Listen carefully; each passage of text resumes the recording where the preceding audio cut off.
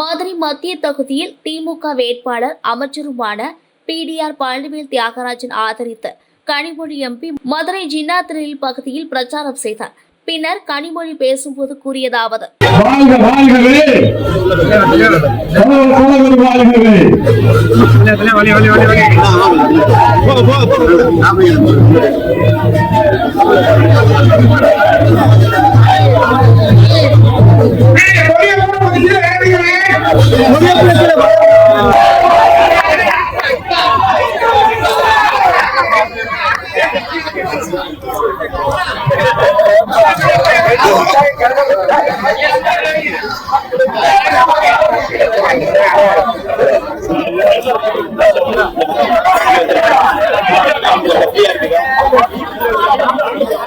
இதுதான் தமிழ்நாடு.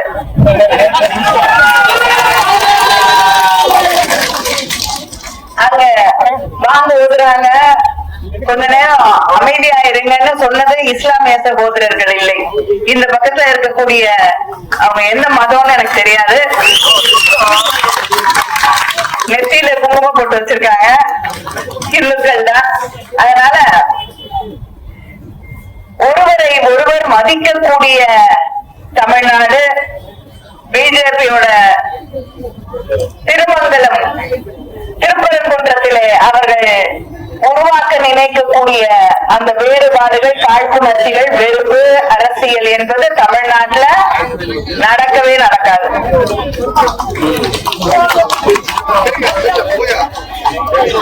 நம்முடைய வேட்பாளர் உங்களுக்கு எல்லாம் நான் அறிமுகப்படுத்த வேண்டிய வேட்பாளர் இல்லை.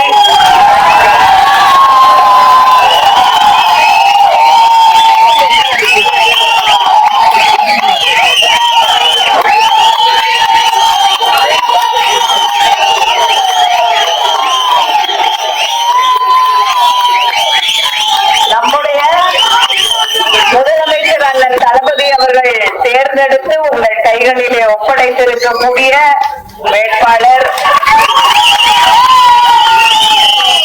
ஒவ்வொருத்தருக்கும் பரிச்சயமான வேட்பாளர். எங்களுக்கு மட்டும் இல்ல, இந்த நாடு முழுவதும் அத்தனை பேரும் அறிந்த வேட்பாளர் தான். ஏன்னா இவருக்கு டெல்லியில கூட நிறைய ரசிகர்கள் உண்டு.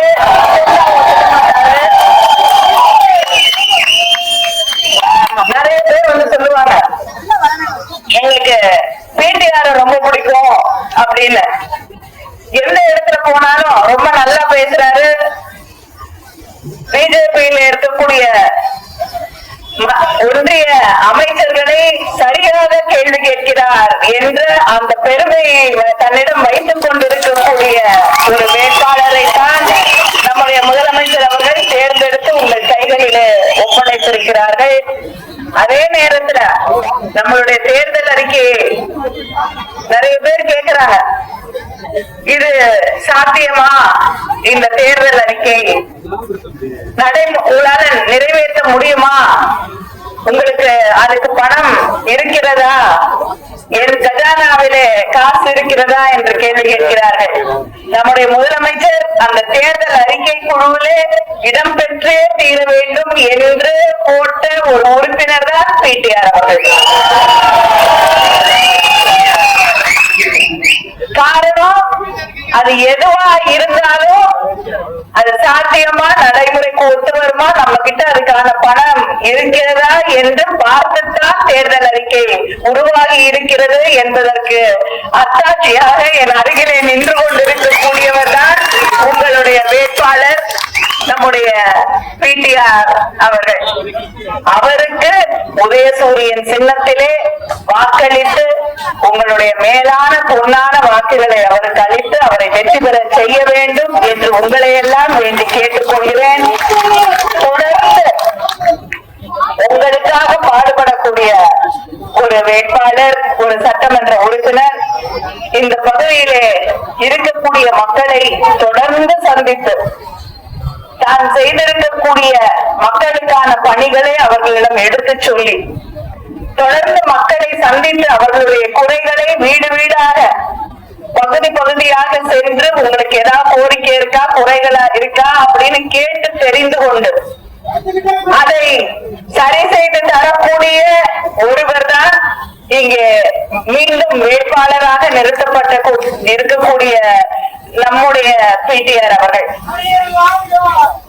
அதே போல இங்க இருக்கக்கூடிய இளைஞர்களுக்கு, இளம் பெண்களுக்கு பயன்பெறத்தக்க வகையிலே அவர்களுடைய திறமைகளை வளர்த்துக் கொள்வதற்காக ஒரு மையத்தை உருவாக்கி அதன் வழியாக ஆயிரக்கணக்கான இளைஞர்கள், பெண்கள் பயன்பெறக்கூடிய வகையிலே இந்த பகுதியிலே, தொகுதியிலே இருக்கக்கூடிய மக்களுக்கு மிக பயனுள்ள பல்வேறு திட்டங்களை நிறைவேற்றி தந்து கொண்டிருக்கக்கூடிய ஒருவர் தான் நம்முடைய முதலமைச்சர் அவர்களால் உங்கள் கரங்களிலே ஒப்படைக்கப்பட்டிருக்கக்கூடிய பிடிஆர் அவர்கள். அதனால நான் சொல்லி அவருக்கு நீங்க ஓட்டு போட போறது இல்லை, நீங்களே முடிவு பண்ணிட்டீங்க. உங்க மகிழ்ச்சியை பார்த்து நானும் மகிழத்தான் இங்கே வந்திருக்கிறேன்.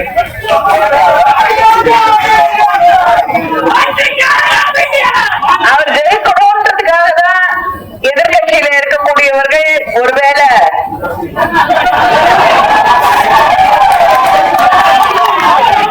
இந்த தொகுதிக்கு சம்பந்தமே இல்லாம வேட்பாளர்களை கொண்டு வந்து நிறுத்தியிருக்காங்களான்னு தெரியல.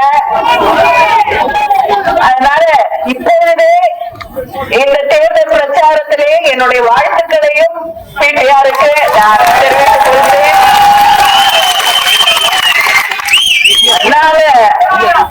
தேர்தல் நேரத்துல வந்து உங்ககிட்ட ஓட்டு கேட்கும் போது தலையிலிருந்து ஓட்டு கேட்கிறோம்.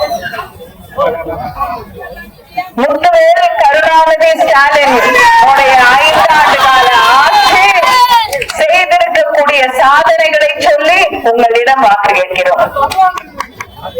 பெருமையோடு, உரிமையோடு மக்கள்கிட்ட என்னென்ன வாக்குறுதிகள்ல கொடுத்தோமோ அதையெல்லாம் நிறைவேற்றிருக்கோம் அப்படின்னு சொல்லி அந்த உரிமையோடு உங்ககிட்ட நாங்க வாக்கு கேட்கிறோம்.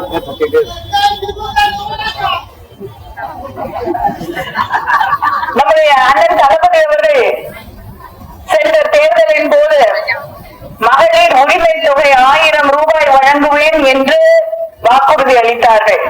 இன்னைக்கு தமிழ்நாட்டில் 1,31,00,000 பெண்கள் அந்த மகளிர் உரிமை தொகையை பெற்றுக் கொண்டிருக்கிறார்கள். அந்த உரிமையோடு உங்களிடம் வாக்கு கேட்கிறோம்.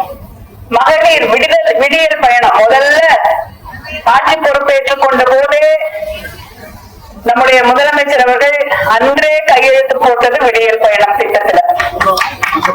ஒவ்வொரு குடும்பத்திலையும் ஒவ்வொரு பெண்ணும் மாதம் 800 இருந்து 1000 ரூபாய் இந்த திட்டத்தின் வழியாக அந்த பேருந்து கட்டணம் இல்லாததால சேமிக்கிறார்கள்.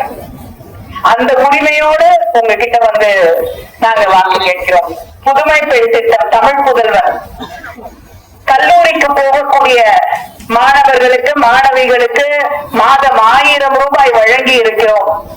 5 லட்சத்துக்கு மேற்பட்ட மாணவிகள் பயன்பெற்றிருக்கிறார்கள். கிட்டத்தட்ட 4 லட்சம் மாணவர்கள் பயன்பெற்றிருக்கிறார்கள் என்ற அந்த பெருமையோடு அதை சொல்லி உங்களிடம் உதயசூரியன் சின்னத்திலே வாக்களிக்க வேண்டும் என்று வேண்டுகோளோடு வந்து உங்களிடம் வாக்கு கேட்கிறோம்.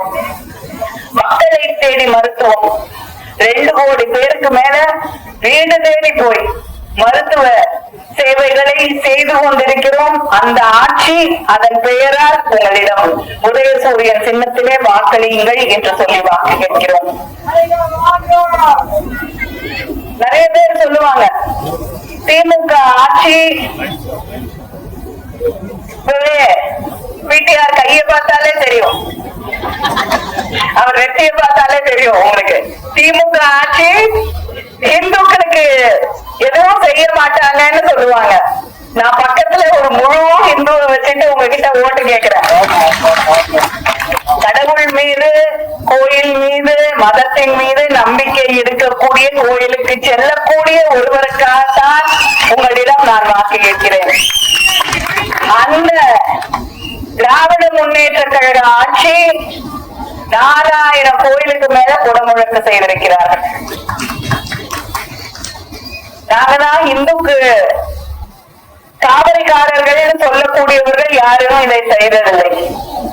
7500 ஏக்கர் கோயிலுக்கு சொந்தமான நிலத்தை மீட்டு எடுத்திருக்கக்கூடிய ஆட்சி மாடல் ஆட்சி. கோயிலை காப்பாத்தி இருக்கக்கூடிய ஆட்சி திராவிட மாடல் ஆட்சி. அதனால உண்மையிலேயே இந்துக்களுக்கு காவலர்களாக பாதுகாவலர்களாக எப்படி சிறுபான்மையினருக்கு பாதுகாவலர்களாக திராவிட முன்னேற்ற கழகம் நிற்கிறதோ அதே போல பெரும்பான்மையான மக்களாக இருக்கக்கூடிய இந்துக்களுக்கும் உண்மையிலேயே பாதுகாவலாக இருக்கக்கூடிய ஒரே இயக்கம் திராவிட முன்னேற்ற கழகம். மற்றவங்கெல்லாம் நாங்கதான் அப்படின்னு சொல்லுவாங்க. நான் கேக்குறேன், மகளிர் உரிமை தொகை எந்த மதம் யாருக்கு அப்படின்னு பார்த்தா கொடுத்தாங்க? எந்த ஜாதின்னு பார்த்தா கொடுத்தாங்க? தமிழ் புதல்வர் புதுமை பெண் திட்டம் எந்த மாணவனுக்கு அவங்க எந்த ஜாதி எந்த மதம்னு பார்த்தா கொடுத்தாங்க? பெரும்பான்மை கொள்ளவில்லை. அவங்க கூட கூட்டணியில புதுசா ஒருத்தர் வந்திருக்காரு. இத்தனை காலம் நான் சேரவே மாட்டேன்னு சொல்லிட்டு போய் சேர்ந்திருக்க கூடிய எடப்பாடி பழனிசாமி ஒரு தமிழனா என்ன சொல்லணும்? அந்த அறிக்கையை ஏற்றுக்கொள்ளுங்கள் என்று சொல்ல வேண்டும். மாறா என்ன சொன்னாரு? பிஜேபி மோடி எப்படி அறிக்கையை மாற்றி கொடுக்க சொல்றாங்களோ அப்படி மாற்றி கொடுங்க, தமிழ்நாடு அரசு அதை மாற்றி கொடுக்க வேண்டும் என்று தமிழ்நாட்டுக்கு, தமிழ் மக்களுக்கு, தமிழ் கலாச்சாரத்திற்கு, பண்பாட்டிற்கு துரோகம் செய்த ஒருவர் தான் எடப்பாடி பழனிசாமி. அதுவே வருத்தப்படுறாரு. நம்ம அடிக்கடி ஒரு சங்கி அப்படின்னு சொல்றோம்னு, என்ன பார்த்து எப்படி நீங்க சங்கின்னு சொல்ல முடியும்னு கேக்குறாரு. உதாரணம் வேற கொடுக்கிறாரு. தலைவர் கலைஞர் அவர்கள் பிஜேபியோட கூட்டணி வைத்திருந்தாரு, அவர் சங்கியா? என்ன பார்த்து சங்கிங்கிறீங்க? தலைவர் கலைஞர் அவர்கள் கூட்டணி வைத்த போது காமன் மினிமம் புரோகிராம் ஒன்றை உருவாக்கி குறைந்தபட்ச பொது செயல் திட்டம் அதை உருவாக்கி அதுல காஷ்மீர் உரிமைகளை பறிக்கக்கூடிய எந்த அறிக்கையையும் எந்த அறிவிப்பையும் அந்த தேர்தல் அறிக்கையிலே வெளியிடக்கூடாது என்பதை தீர்மானித்த தலைவர் கலைஞர். பொது சிவில் சட்டம் யூனிஃபார்ம் சிவில் கோட கொண்டு வர தேர்தல் அறிக்கையிலே நீங்கள் சொல்லவே கூடாது என்று உறுதி செய்த தலைவர் கலைஞர் அவர்கள். இஸ்லாமியர்களுக்கும் கிறிஸ்தவர்களுக்கும் சிறுபான்மை மக்களுக்கும் எதிராக எதையுமே இந்த ஆட்சியிலே நாங்கள் செய்ய மாட்டோம் என்ற உறுதியை பெற்ற தலைவர் கலைஞர் அவர்கள். நீங்களும் அவரும் ஒன்னா. சிஏ கொண்டு வரப்பட்ட போது பழனிசாமி வாயை திறக்கல. அதுக்கு எதிரான மசோதா கொண்டு வரப்பட்ட போது வாயை திறக்கவில்லை. முத்தலாக்கு எதிராக சட்டம் கொண்டு வரப்பட்ட போது வாயை திறக்கவில்லை. விவசாயிகளுக்கு எதிராக சட்டம் கொண்டு வரப்பட்ட போது வாயை திறக்கவில்லை. தொழிலாளர்களுக்கு எதிராக சட்டம் கொண்டு வரப்பட்ட போது எடப்பாடி பழனிசாமி எங்க போனாருன்னே தெரியல. நேத்து ஒரு சட்டம், இஸ்லாமியர்கள் கிறிஸ்தவர்கள் நடத்தக்கூடிய என்ஜிஓக்களுக்கு வெளிநாட்டிலிருந்து பணம் வரக்கூடாது என்று தடை செய்யக்கூடிய ஒரு சட்டத்தை கொண்டு வருகிறார்கள் பாராளுமன்றத்திலே. அதை எதிர்த்து நம்முடைய கூட்டணியிலே இருக்கக்கூடியவர்கள் எல்லாம் குரல் கொடுக்கிறோம், சண்டை போடுகிறோம். நம்முடைய முதலமைச்சர் அதற்கு எதிராக அறிக்கை வெளியிடுகிறார். பழனிசாமி கிட்ட இருந்து மௌனத்தை தவிர வேறு எதுவும் இல்லை. 100 நாள் வேலை அதை நாசம் செய்யக்கூடிய ஒரு சட்டத்தை கொண்டு வருகிறார்கள். அங்க உட்கார்ந்து டெல்லியில தான் உட்கார்ந்துகிட்டு இங்க இருக்கக்கூடிய தமிழ்நாட்டுல இருக்கக்கூடிய கேரளால இருக்கக்கூடிய வெஸ்ட் பெங்கால்ல இருக்கக்கூடிய ஒரு கிராமத்துல யாருக்கு வேலை கொடுப்போம்னு முடிவு செய்வோம் என்று ஒரு சட்டத்தை கொண்டு வரும்போது அதற்கு எதிர்த்து ஒரு வார்த்தை பேசாதவர் தான் எடப்பாடி பழனிசாமி. அவங்களுக்கு முன்னாடியே அவங்களுக்கு என்னென்ன எப்படி கை தட்டினா அவங்க காதுக்கு நல்லா இருக்கும்னு தயாரா நிக்கிறீங்களே, உங்க பேரு சங்கி இல்லாம வேற என்ன? இவரு நல்ல ஒரு ஜோக் சொன்னாரு.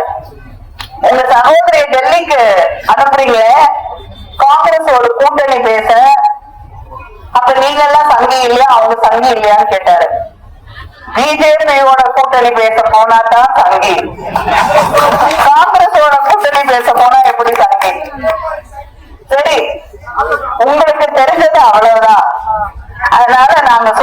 தெரிஞ்சுக்கோங்க, நீங்க சங்கி சங்கி சங்கிதான். ஆனா கவலைப்படாதீங்க, அவங்களோட கூட்டணி வச்ச தலைவர்களுடைய நிலையெல்லாம் என்ன ஆச்சுன்னு தெரியும். பீகார்ல எத்தனையோ முறை முதலமைச்சராக இருந்த நிதிஷ்குமார் அவர்களே இன்னைக்கு ராஜ்யசபா கொண்டு வந்துட்டாங்க, முதலமைச்சராக இருக்க முடியாது என்று சொல்லி. எத்தனையோ மாநிலங்கள்ல கூட்டணி வச்சவங்க எங்க இருக்காங்கன்னு தெரியல.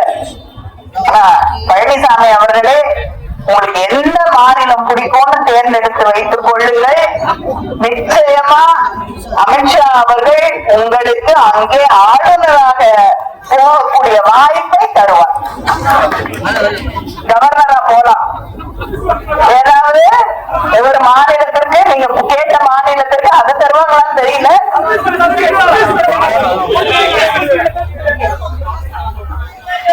நீங்க கவலைப்படாதீங்க, அவர் ஹிந்தி கத்துக்குவாரு, இங்கிலீஷ் பேச தெரியும், அதை பத்தி அவர் கவலைப்பட மாட்டாரு.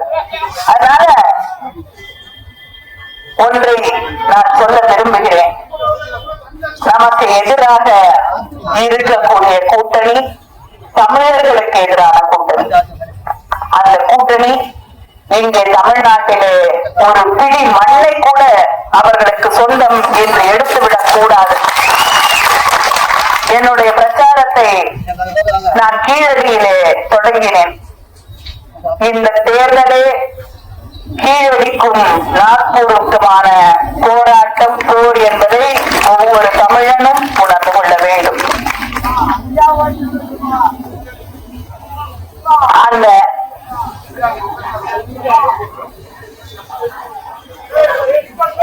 தலைவர் கலைஞர் அவர்களை பற்றி பேசு என்று சொல்கிறார்கள்.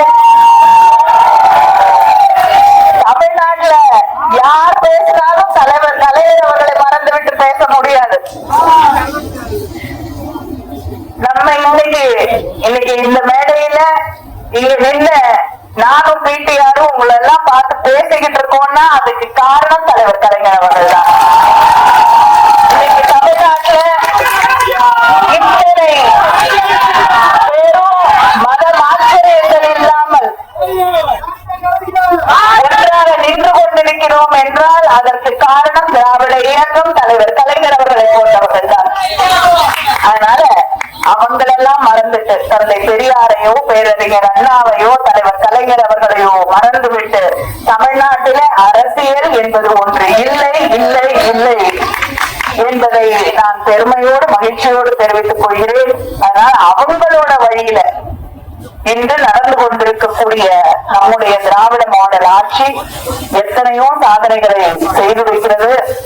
இந்த பகுதியில மதுரை மத்திய பகுதியில கிட்டத்தட்ட 16 கோடி மதிப்புல ரயில்வே கேட் ஜெயின்புரம் டிவிஎஸ் நகர் பக்கத்துல கட்டி முடிக்கப்பட்டு அந்த பகுதிக்கு பக்கம் இருக்கக்கூடிய பகுதியில கிட்டத்தட்ட 5000 மக்கள் பயனடையக்கூடிய வகையில அந்த கேட் திறக்கப்பட்டு இன்னைக்கு மக்கள் பயன்படுத்திக் கொண்டிருக்கிறார்கள்.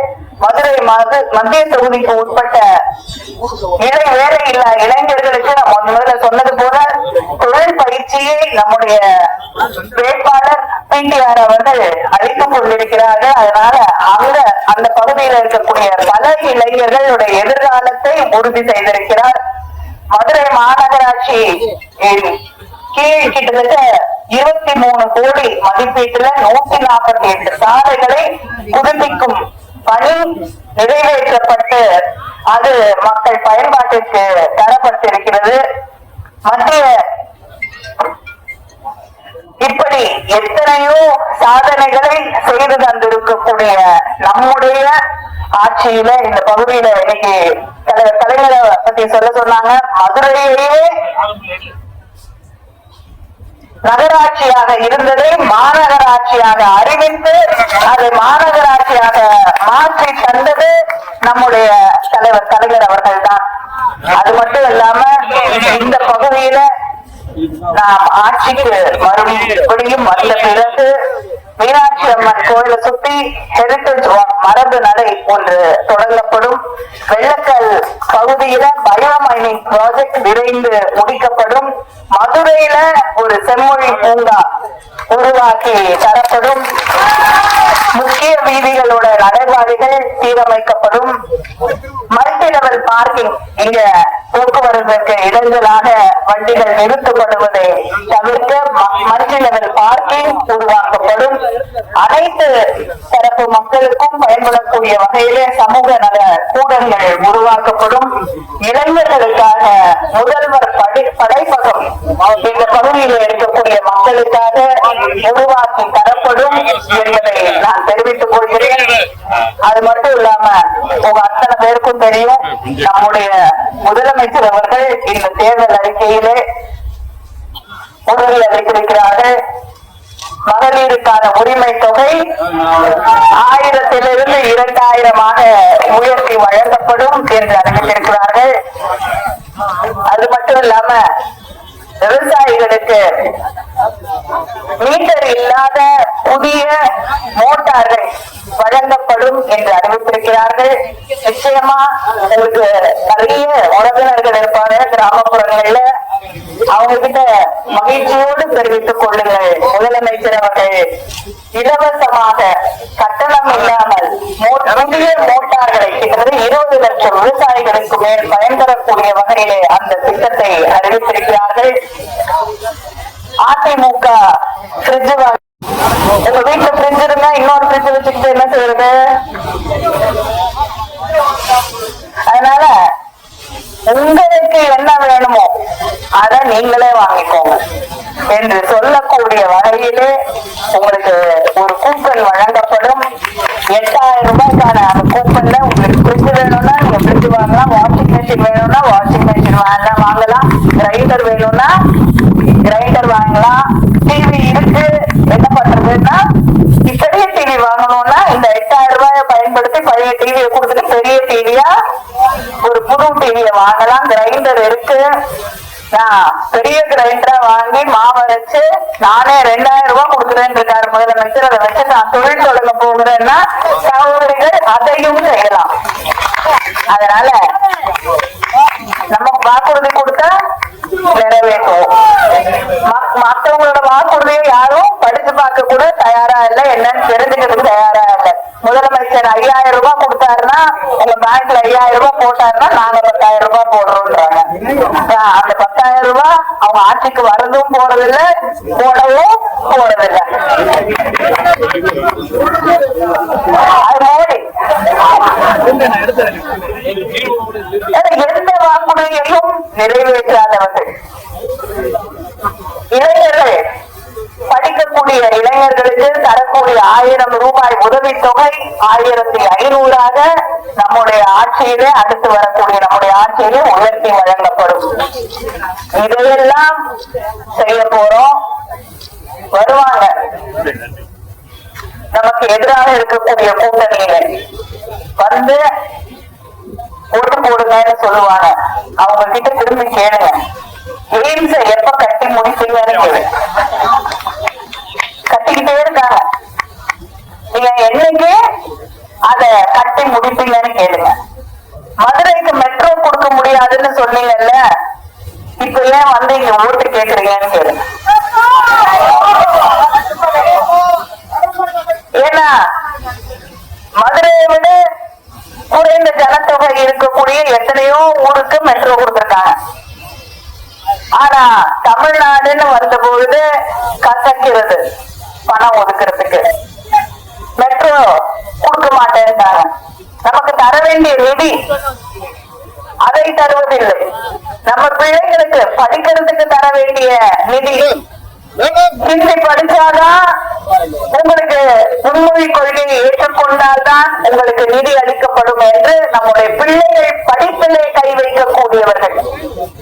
அவர்களுக்கு இந்த தேர்தலிலே நாம் சரியான பாடத்தை சொல்லித் தர வேண்டும் என்ற அந்த உணர்வோடு தமிழ்நாட்டின் ஒற்றுமையை பாதுகாக்க, தமிழ்நாட்டின் வளர்ச்சியை அது தொடர்ந்து வளர்ச்சி பாதையிலே செல்லக்கூடிய வகையிலே தமிழர்களின் ஒற்றுமையை, தமிழர்களின் சுயமரியாதையை பாதுகாக்க மாநில உரிமைகளை பாதுகாக்க ஒரே சூரியன் சின்னத்திலே வாக்களித்து நம்முடைய பிடிஆர் அவர்களை இந்த தொகுதியிலே வெற்றி பெற செய்து நம்முடைய திராவிட மாடல் ஆட்சியை, நம்முடைய முதலமைச்சர் அண்ணன் தளபதி அவர்களுடைய ஆட்சியை மீண்டும் தமிழ்நாட்டிலே உருவாக்கி காட்ட வேண்டும் என்று உங்களை எல்லாம் வேண்டி கேட்டுக்கொள்கிறேன். நன்றி, வணக்கம்.